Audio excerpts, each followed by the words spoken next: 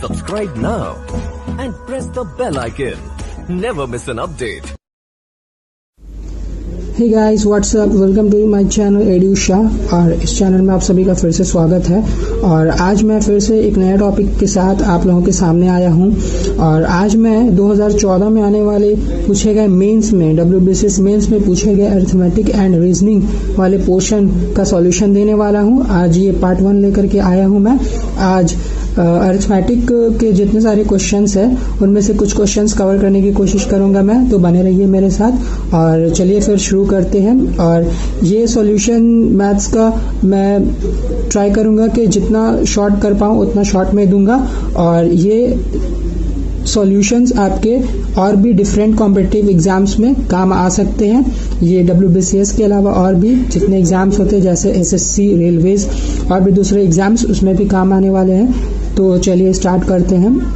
Question आपकी screen पर जैसा कि आप देख सकते हैं कि the interest on a principal for 10 years at 8% simple interest per annum is PNR by 25, then the principal will be, यानी कि 8% पे और n years के लिए अगर सिंपल इंटरेस्ट PNR by 25 है तो प्रिंसिपल क्या है।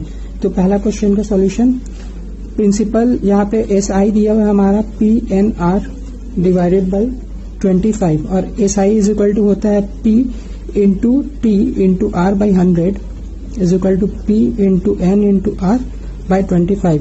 ये वाला P जो है हम लोगों को निकालना है। तो यहाँ पे 25 4 से 100 और ये R कट गया और T यहाँ पे N ही है, तो T is equal to N, so N cancel, therefore P dash is equal to 4P। तो प्रिंसिपल हम लोगों का निकल गया 4P। इसके बाद क्वेश्चन नंबर 2 देखिए, a seller after allowing 20% commission to his customer on the mark price of the article makes 20% profit if the cost price of an article is ₹X, its mark price will be. तो यहाँ पे हमें क्या क्या given है। Question number 2 में हमें दिया हुआ है कि इसका CP जो है X है और प्रॉफिट परसेंट कितना है 20% है और कमीशन जो दिया हुआ है वो 20% दिया हुआ है। तो यहाँ हम लोग SP निकाल सकते हैं। SP हो जाएगा X into 120 by 100, that means 6 और यहाँ 5, तो 6X बाई 5 हो गया हमारा SP। और मार्क प्राइस क्या हो जाएगा, मार्क प्राइस हमारा हो जाएगा 6X by 5 into 120 into 100 by 80। ये कट गया, ये कट गया, तो यहाँ पे आ जाएगा 5 2 10, 2 4 8, 2 2 4, 2 3 6, that is 3X by 2। Mark price हो गया इसका 3X बाई 2। इसके बाद का क्वेश्चन आप देख सकते हैं कि if the compound interest on a sum for 2 years at 12.5% per annum is ₹510, the simple interest on the same sum at the same rate for the same period of the time is। यहाँ पे हम लोगों को compound interest जो दिया हुआ है वो 510 दिया हुआ है। ठीक है, 510 हमें कंपाउंड इंटरेस्ट दिया हुआ है, तो इसको हम लोग निकालना है कि सिंपल इंटरेस्ट जो है वो कितना होता। तो यहाँ पे और रेट दिया हुआ है 12.5%। यहाँ पे हम लोग अगर इसको मेथड से करने जाए तो काफी लेंदी हो जाएगा। हम लोग यहाँ पे ऑप्शन का यूज कर सकते हैं। पहला ऑप्शन है 400 होने का मतलब ये है कि सिंपल इंटरेस्ट जो है पहला साल में 200 रहा होगा, फिर उसके बाद भी 200 रहा होगा, क्योंकि सिंपल इंटरेस्ट जो है वो हर साल इक्वल होता है, उसमें कुछ नहीं बढ़ता है, कंपाउंड इंटरेस्ट में बढ़ता है।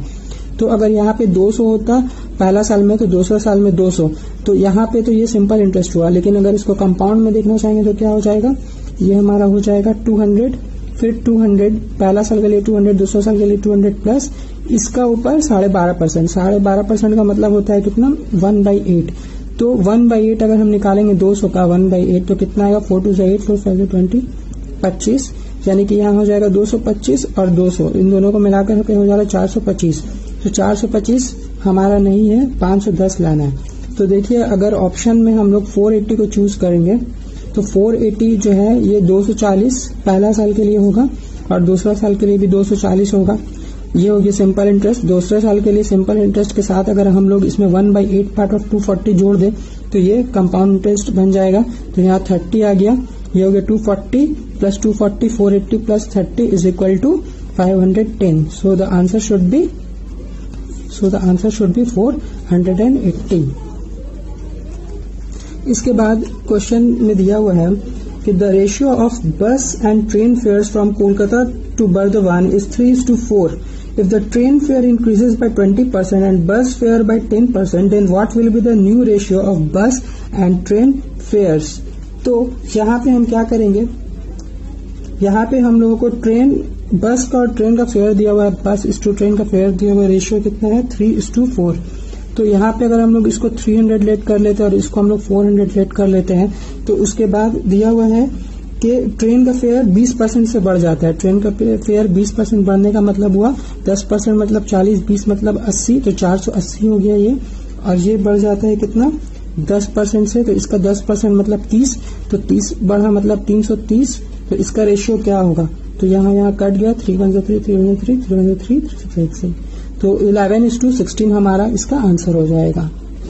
इसके बाद का क्वेश्चन देखिए friends, A clock takes 10 seconds to strike at 6 o'clock. How much time will it take to strike 12 o'clock?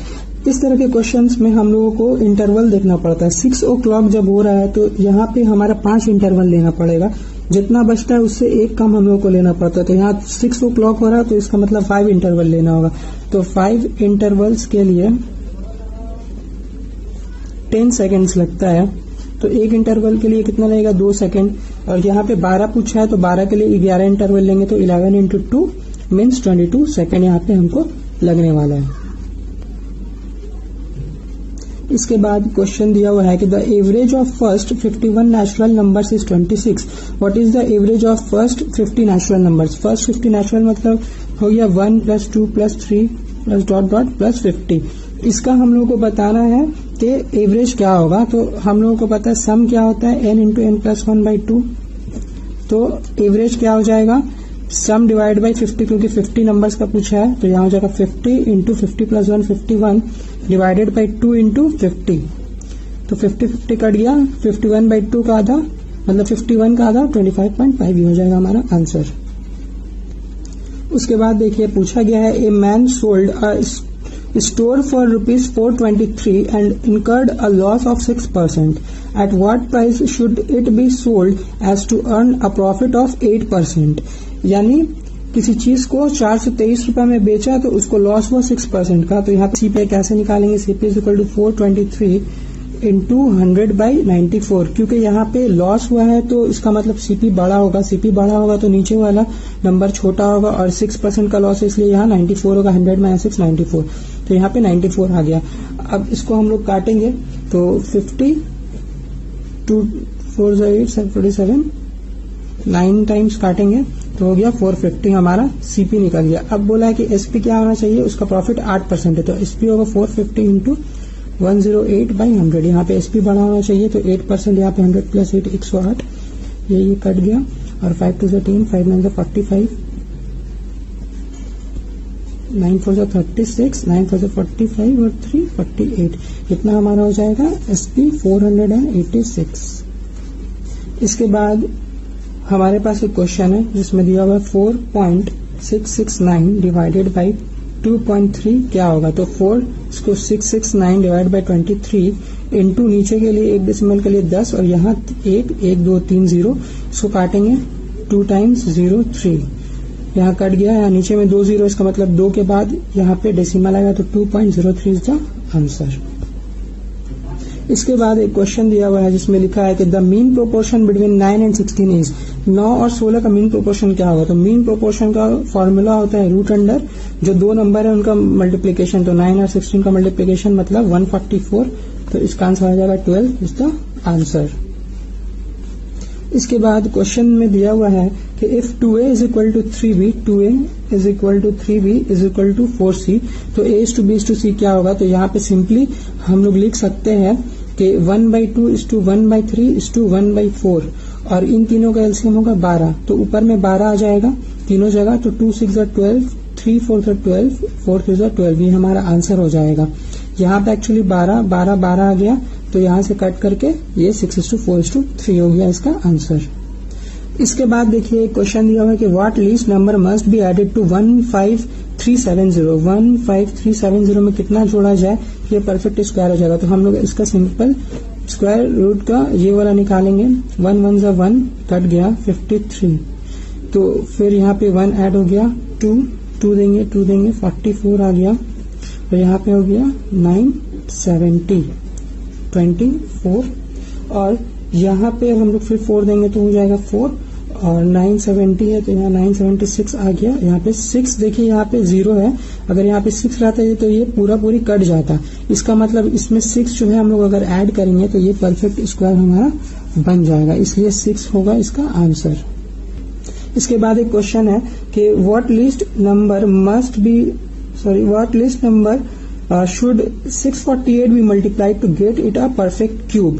तो 648 का हम लोग एलसीएम लेंगे, 2 3 6, 2 2 4, 2 4 8, 2 1 2, 2 6 12, 2 2 4, 2 8 16, 2 1 2, 3 2 6, 3 7 21। यहाँ पे 27 जो है ये ऑलरेडी एक क्यूब है, और यहाँ 3 इसका पेयर यानी क्यूब मिल गया, बच गया 3। तो 3 के साथ अगर हम लोग 9 मल्टीप्लाई कर देंगे तो 27 आ जाएगा, तो ये भी एक क्यूब बन जाएगा। तो इसका आंसर इसका 9 हो जाएगा, 9 इज द आंसर। इसके बाद दिया हुआ है कि a number is first increase by 10% and then reduced by 10%, the number क्या होगा। तो इस तरह के क्वेश्चन के लिए हमारे पास एक फॉर्मूला है, x plus y plus x y by 100। जो चीज अगर बढ़ता है तो उसके लिए हम लोग प्लस यूज करेंगे, अगर घटता है तो माइनस यूज करेंगे। यहाँ पर बोला है कि पहले उस नंबर को 10% से बढ़ा दिया गया तो प्लस 10, उसके बाद 10% घटा दिया गया तो माइनस 10, इसके बाद यहाँ पे प्लस 10 और यहाँ माइनस 10 डिवाइडेड बाई 100, तो ये कैंसिल हो गया, यहाँ पे बच गया माइनस 100 बाई 100 यानी -1। तो 1% जो है डिक्रीज होगा, माइनस का मतलब हुआ डिक्रीज, तो answer is 1% decrease, -1 means decrease. आज के इस वीडियो में हमारे सॉल्यूशन इतना ही रहने वाला है। इसके बाद फिर मैं इसका पार्ट 2 भी लेकर के आने वाला हूँ, जिसमें हम लोग बाकी के क्वेश्चंस को डिस्कस करेंगे। तब तक के लिए bye bye, take care and do subscribe to my channel. Thank you.